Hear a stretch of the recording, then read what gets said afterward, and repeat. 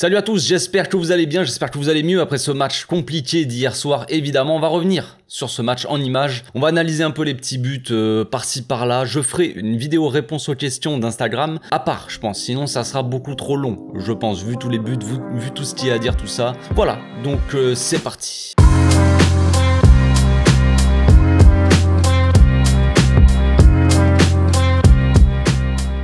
Au passage, n'hésitez pas à vous abonner, liker et commenter. C'est le meilleur moyen de me soutenir et ça fera plaisir à tonton.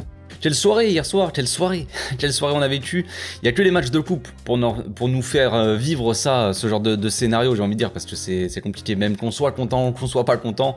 On a vu quand même un match assez spectaculaire, on va dire. C'est ce qui se passe quand une petite équipe t'accueille comme ça sur son terrain et que il donne que l'équipe donne sa vie sur le terrain et qu'on a une grosse équipe favorite comme ça qui arrive et qui se voit déjà gagner le match trop facilement. Voilà, c'est ce qui se passe quand on joue comme ça. On le sait bien pour le spectacle, c'est bien pour les spectateurs, les supporters déjà de l'Intercity. J'imagine que ça doit être plutôt plaisant à voir jouer. Pour les spectateurs lambda, c'est assez sympa aussi à voir, c'est beau pour le spectacle. Mais pour nous, supporters du Barça, on n'a pas que ça à faire dans le sens où on a un match contre l'Atlético qui s'annonce assez compliqué sans Lewandowski. On a déjà vécu des choses cette saison qui sont assez compliquées comme ça, c'est bon, on n'a pas envie de galérer, d'aller en prolongation contre une équipe de Détroit, c'est pas ce qu'on cherche. Nous, ce qu'on aurait voulu évidemment, c'est gagner 5, 6, 7-0, voilà, d'un truc facile et on n'en parle plus, on passe à autre chose, tu vois, mais voilà, dans le football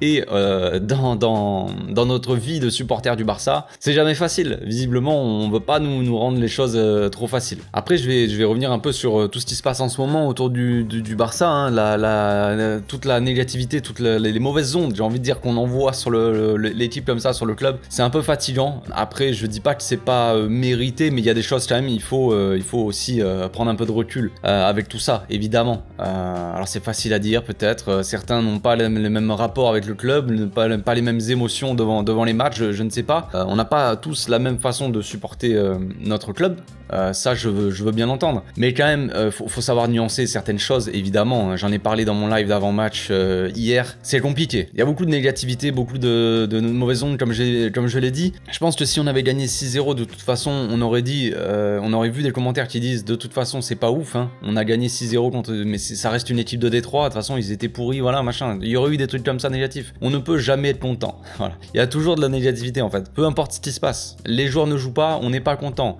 Les joueurs jouent, ah ouais, mais voilà, ils font pas un très bon match parce qu'ils jouent jamais. On n'est jamais content, les amis. C'est comme ça. Après, c'est la façon de penser de l'être humain, j'ai l'impression. Je sais pas. Après, par rapport au match d'hier soir, il y a quelque chose que j'arrive pas vraiment à saisir, c'est toutes les critiques envers Xavi. Alors, je veux bien. Je précise, bien avant qu'on commente, que je vois un commentaire voilà, quelqu'un commente, vous faites ce que vous voulez les gars, mais je parle du match d'hier soir, voilà, contre l'Intercity. J'ai vu beaucoup de critiques envers Xavi, comme quoi Xavi out et tout, même dans les questions, j'en parlerai tout à l'heure dans mon autre vidéo, mais j'arrive pas à saisir vraiment, comme si, dans ce match-là de l'Intercity, alors on peut critiquer Xavi, on fait ce qu'on veut de toute façon, vous êtes libre de faire ce que vous voulez, moi je suis encore libre aussi, j'imagine, de faire ce que je veux aussi. On peut critiquer comme on veut, tout ça, mais par rapport au match de l'Intercity, hein, si on reste focus sur ce match-là, quel est le problème? Est-ce que c'est vraiment un problème de tactique? Franchement, on se procure énormément d'occasions, on maîtrise le match, hein, mine de rien, sauf sur des erreurs défensives de gars qui sont... bref, on verra ça dans l'analyse des buts. On se procure un nombre d'occasions monstrueuses, on tente 29 tirs, ils ont fait le Barça, dont 23 dans la surface. On fait 23 tirs dans la surface. On arrive à encadrer que 10, voilà. Et sur les 10 cadrés, on en met 4. Et donc les 6 autres, c'est soit des tirs contrés, mais je crois que le gardien en face a quand même fait 6 arrêts, ce qui est quand même non négligeable. Donc moi je vous pose la question, je n'attends pas forcément de réponse, mais posez-vous la question pour vous. Est-ce que c'est vraiment une question de tactique sur ce match d'hier, hein, je reprécise? Est-ce que c'est un problème tactique qui vient de Xavi, ou est-ce que c'est un problème d'efficacité dans les deux surfaces, hein? Un problème d'efficacité défensive, il n'y en a aucune, il y a une action pour l'adversaire, il marque, j'ai l'impression. Nous, on a 1 milliard d'occasions, on n'est pas foutu de les mettre. Alors, est-ce que c'est un problème tactique? Je ne pense pas, les gars. Je pense que moi, la réponse, je la connais déjà. Je l'ai. Hein. Je ne changerai pas d'avis là-dessus. Donc, après, on peut parler de tous les matchs. Il y a eu des erreurs de machin, des changements. Ouais, non, je suis d'accord. Mais en soi, quand on regarde le match, on a eu les occasions. On a eu les grosses occasions pour tuer le match complet, et on n'est pas foutu de le faire parce qu'on a un manque cruel d'efficacité. Et l'efficacité, ça a à voir avec la confiance, tout ça. Ça n'a pas à voir en soi avec la tactique pure et dure, tu vois. Après, oui, il y a les choix des joueurs, je le sais bien. C'est un match de Coupe d'Espagne contre une division 3, qui est 15e de son championnat. On joue l'Atlético ce week-end. Je pense qu'on peut se permettre de faire un peu tourner, de faire reposer, souffler certains joueurs et de mettre d'autres qui n'ont pas l'habitude de jouer, c'est-à-dire Bellerin, Kessié, Memphis. Bellerin paraît plus en jambes qu'il y a quelques temps, mais quand tu regardes un peu de plus près, au final, il n'a réussi aucun centre qu'il a tenté, quasiment rien en fait, quasiment rien. Alors oui, dans l'intention, c'était sympa, c'est ce que je voulais dire hier dans mon débrief à chaud, c'est que dans l'intention, Bellerin, il y va, tu vois, il y va, il se projette, il propose, il centre, mais il ne réussit rien. Et défensivement, c'est, voilà, on l'a vu, au bout d'un moment, défensivement, ça va quand c'est très léger, mais là, il y a un centre, c'est fini, genre t'arrives autour de la 80e minute, 70e, le gars, on dirait qu'il a plus de jambes, et c'est fini. Donc c'est compliqué. Memphis, c'est une énigme. Alors ok, il est en manque de confiance, ok, il réclame son temps de jeu, mais c'est pas possible de jouer comme ça, frère. Je suis désolé, mais c'est pas possible. C'est pas possible. Je parlerai pas de Dembélé là et Ferran Torres, petits sont de toute façon pour moi, ils sont pas forcément à mettre dans la même case, on va dire, mais c'est compliqué. Je veux dire, Dembélé, heureusement qu'il marque, parce que sinon c'est quoi alors son match? Parce qu'on parle de Ferran Torres, il a tout loupé, et Dembélé il a tout loupé, sauf il a quand même réussi à marquer au bout d'un moment, parce que franchement, il a fait combien de frappes? Dembélé, il faut lui dire, faut pas frapper, tu sais, c'est comme à FIFA, t'appuies à fond sur la touche rond, et le gars va tirer, mais dans les tribunes, eh ouais, il faut pas appuyer à fond, faut doser, tu vois, dose tes frappes, c'est peut-être mieux aussi. Et quand c'est la seule fois où il a dosé, il a fait un lob, ça a marché. Comme quoi, des fois, quand tu réfléchis un petit peu, ça marche mieux. Donc Memphis, c'est une énigme, voilà, ça serait mieux pour tout le monde qui parte maintenant, pour moi, mais et qu'on récupère un peu de thunes dans l'histoire, mais malheureusement, ça ne sera pas le cas, donc c'est comme ça. Kessié, perso, je l'ai pas trouvé très bon hier. Je vais m'expliquer un peu plus sur ce cas-là. Je vais revenir un peu plus en détail parce que j'ai l'impression que j'ai dit une connerie hier quand j'ai dit que son match m'avait pas plu, que pour moi il avait pas été bon. C'est assez fou. Hier dans les commentaires, il y a carrément ce qu'on pourrait appeler un abruti, hein, quand même, qui me dit que je suis raciste parce que j'ai dit que Kessié je l'avais pas trouvé bon. C'est assez fou quand même. C'est assez fou de se dire que si tu trouves qu'un joueur n'a pas été bon selon sa couleur de peau et la tienne, tu vas être traité de raciste. C'est fou. Après je sais que ces gens-là sont des abrutis finis et non, enfin j'ai pas le temps de les éduquer, tout ça, c'est très compliqué, ça prendrait des années, c'est pas mon rôle non plus. Franchement c'est complexe hein, d'entendre ça parce que évidemment je vais pas comparer à d'autres situations, mais quand tu regardes d'autres chaînes, vous connaissez sûrement d'autres youtubeurs qui parlent un peu des matchs du Barça, tout ça, et si des gars d'autres chaînes, on va dire comme Massian, comme Stan aussi, et qui vont parler de Ferran Torres et qui vont dire qu'il est mauvais, à juste titre, Ferran Torres est mauvais, mais est-ce que quelqu'un va leur dire qu'ils sont racistes parce qu'ils ont pas la même couleur de peau? Au bout d'un moment, faut arrêter voilà. J'ai pas envie d'être méchant, pas envie d'être insultant, mais franchement, c'est plus possible de se cacher derrière ce genre de truc. Si je trouve qu'un joueur il est mauvais, c'est juste parce que je l'ai trouvé mauvais, frère. Y a pas question de quoi que ce soit, frère. On a vu hier, les gars, on a vu hier la nouvelle sur Umtiti en Italie avec son match contre la Lazio. Faut arrêter de chercher les problèmes où il y en a pas. D'ailleurs, un gros soutien pour Samuel, forcément, évidemment. Mais voilà, ce genre de choses-là ne devrait pas exister. Genre, trouver qu'un joueur il a pas été bon juste parce que, frère, arrête d'inventer des trucs. Concentre-toi, frère. Réfléchis 2 secondes. Juste 2 secondes. Tu verras, ta vie, elle va changer. Alors, Kessié, on va reprendre un peu le contexte. Kessié ne joue pas assez. Donc voilà, Xavi fait n'importe quoi parce que Kessié ne joue pas. Xavi met Kessié. Moi, Kessié, je le trouve pas très bon. C'est de la faute de Xavi, évidemment, parce qu'il l'a pas mis avant. Ok, si on compare, même si les profils de joueurs ne sont pas comparables, si on regarde Pablo Torre, qui n'a quasiment pas eu une minute de la saison, il sort, c'est un des meilleurs, c'est voire le meilleur milieu hier contre l'Intercity. Pourtant, il n'a aucune minute de jeu. Donc, voilà, c'est pas les mêmes profils, c'est pas le même rôle sur le terrain. Mais en attendant, t'as un gars qui joue jamais et ça l'empêche pas de faire un bon match, non? De sortir du lot, j'ai envie de dire. C'est tout. C'est pas très compliqué. Donc oui, le temps de jeu compte, je veux bien, mais visiblement, pour certains, c'est plus facile que d'autres. Après, si Kessié n'arrive pas à sortir du lot, à sortir un très bon match pour moi, parce que après j'ai vu dans les commentaires, il y en a qui m'ont dit Kessié a fait un très bon match. Moi, je ne trouve pas. Je trouve qu'il a été très neutre en fait. Il a pas été, j'ai dit qu'il a été mauvais, mais dans le sens où j'attends largement plus de lui en fait. J'attends pas qu'il claque des triplés, frère, c'est pas son rôle, je veux bien, mais j'attends qu'il soit un peu plus fort contre une équipe de Détroit qui est 15e de son classement. Au bout d'un moment, je veux dire, on en attend plus de Memphis, on attend plus de Ferran Torres, de tout le monde face à une équipe comme ça. C'est pareil pour Kessié. Je sais bien, et il faut lui laisser du temps. Moi, je le dis souvent, il faut laisser du temps. Et je dis pas qu'il faut pas laisser de temps à Kessié. Ok, mais en attendant, on peut dire quand même que son match, j'ai le droit de trouver son match mauvais, quoi. C'est tout. C'est fou quand même de devoir se justifier sur son avis footballistique. Putain, c'est incroyable. Donc, Kessié n'a pas spécialement été mauvais dans le match d'hier, mais en soi, il n'a pas apporté spécialement balle au pied, en gros.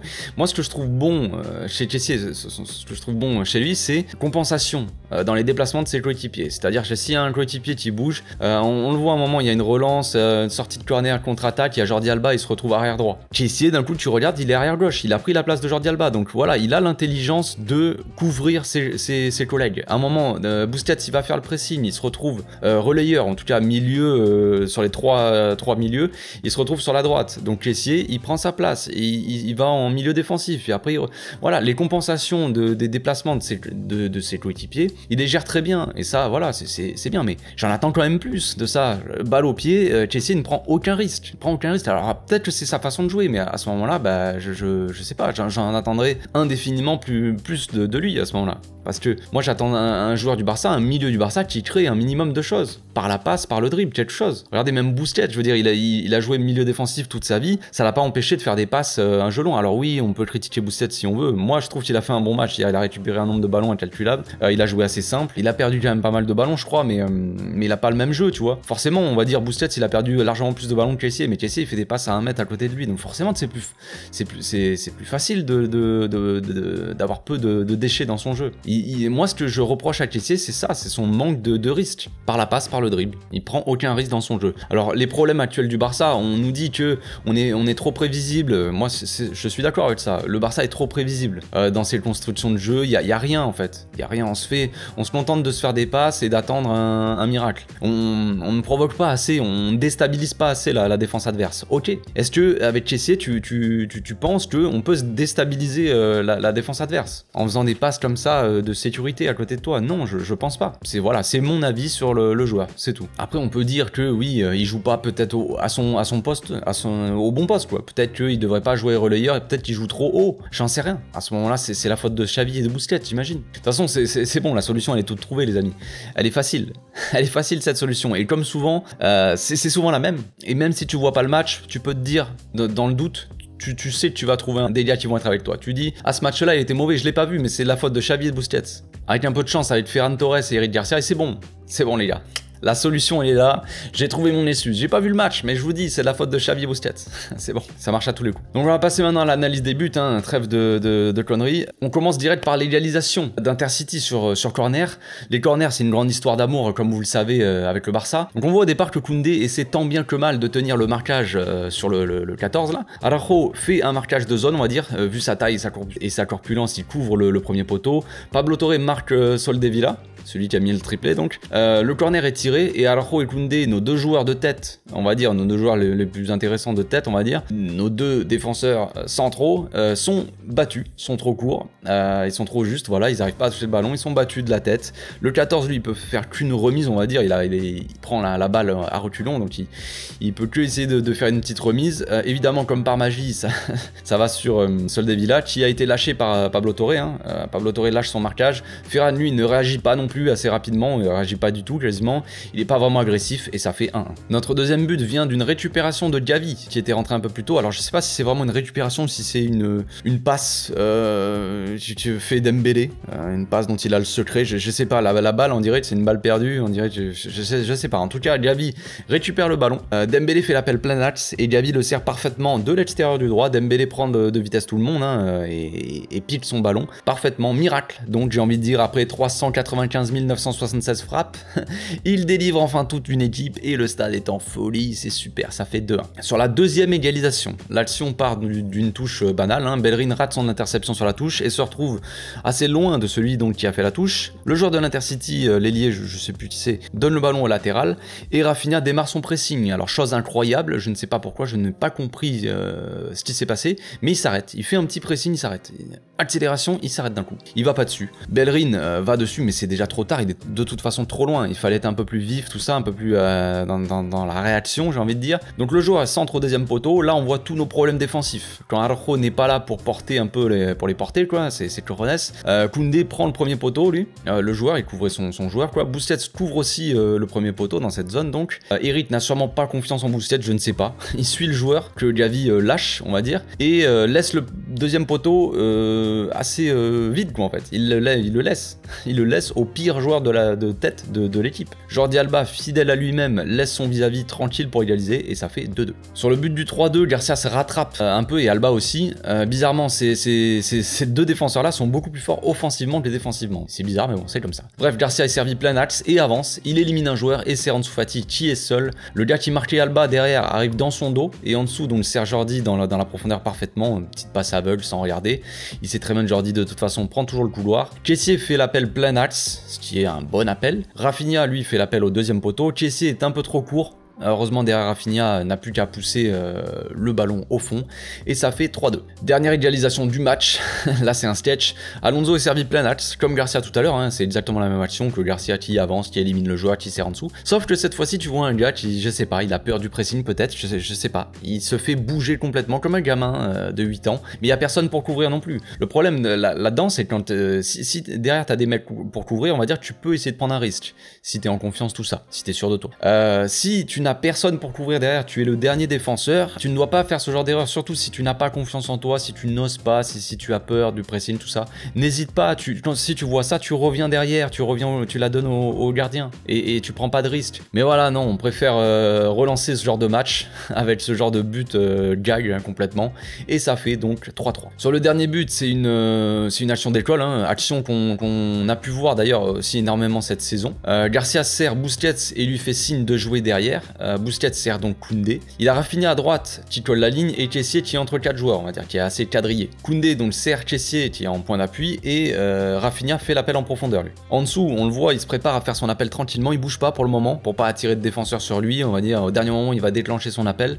Kessié sert bien Rafinha en une touche et en dessous fait son appel donc au dernier moment comme je l'ai dit à l'entrée de la surface. Si vous avez suivi un peu mes analyses cette saison, vous devez vous souvenir qu'on a vu ce genre d'appel plusieurs fois cette saison et ce genre de passe aussi à l'entrée de la surface qui a souvent marché pour nous. Dembélé donc par son appel au premier poteau attire tout le monde. Rafinha sert en dessous en une touche donc qui a tout le temps de déclencher sa frappe. C'est légèrement contré mais ça rentre et ça fait 4-3. Donc match compliqué comme je l'ai dit, des buts je sais pas, des buts pour nous assez sympas en soi même si on a eu besoin de 29 tirs pour marquer 4 buts. C'est assez triste mais le plus compliqué c'est notre fébrilité défensive évidemment. Donc quand on voit, on va parler un peu d'attaque, quand on voit cette attaque là qui a fini le match, Rafinha, Dembélé, Ansu Fati, il y a des chances qu'on voit cette attaque là ce week-end contre l'Atlético. À moins qu'il y ait des dingueries, genre, je sais pas.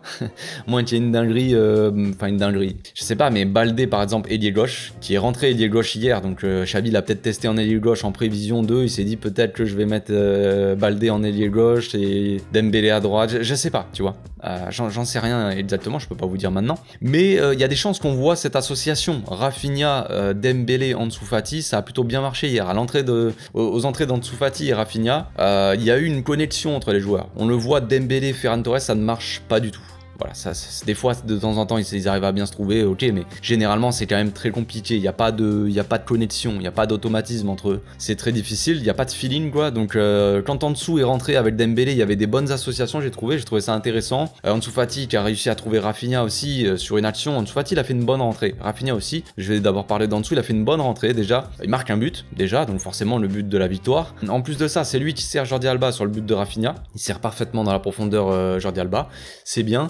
À un moment, il donne un caviar à Rafinha, donc de l'extérieur du droit. Rafinha se retrouve face au goal, mais le goal sort bien, il sort une parade quand même immense, on peut pas en vouloir à Rafinha pour le coup. Donc Ansu Fati, il a fait une bonne rentrée, je l'ai trouvé. Après, le problème avec Ansu, c'est que j'ai l'impression qu'il est meilleur quand il rentre sur le terrain que quand il est titulaire. C'est ça un peu le problème. Je pense qu'on est tous plus ou moins peut-être d'accord avec ça, mais c'est ce qu'on voit régulièrement quand même. Memphis, on l'a bien vu, il est pas du tout en confiance. Je pense pas qu'on le verra contre l'Atlético. Voilà. J'espère pas en tout cas. Ferran Torres, c'est pas la folie non plus, hein. C'est vraiment catastrophique. Donc je sais pas si on le verra titulaire, mais quand on voit voilà cette attaque-là, Rafinha, il a été plutôt bon. Sur sa lancée un peu du match contre l'Espagnol le week-end dernier, où il a été plutôt intéressant, il avait osé, il avait tenté quelques frappes, tout ça qui avait été intéressante. Là, il est récompensé, on va dire, par une passe décisive. Donc voilà, intéressant de voir Rafinha. On a vu aussi un Dembélé qui a joué plutôt axial en fin de match. Quand Ansu il est rentré, je pensais qu'Ansu rentrerait dans l'axe, mais en fait, on avait... après, il y avait beaucoup de mouvements entre Dembélé et Ansu Fati, mais on a vu un Dembélé plutôt axial. C'est comme ça qu'il marque son but d'ailleurs. Il part comme ça en profondeur, à voir.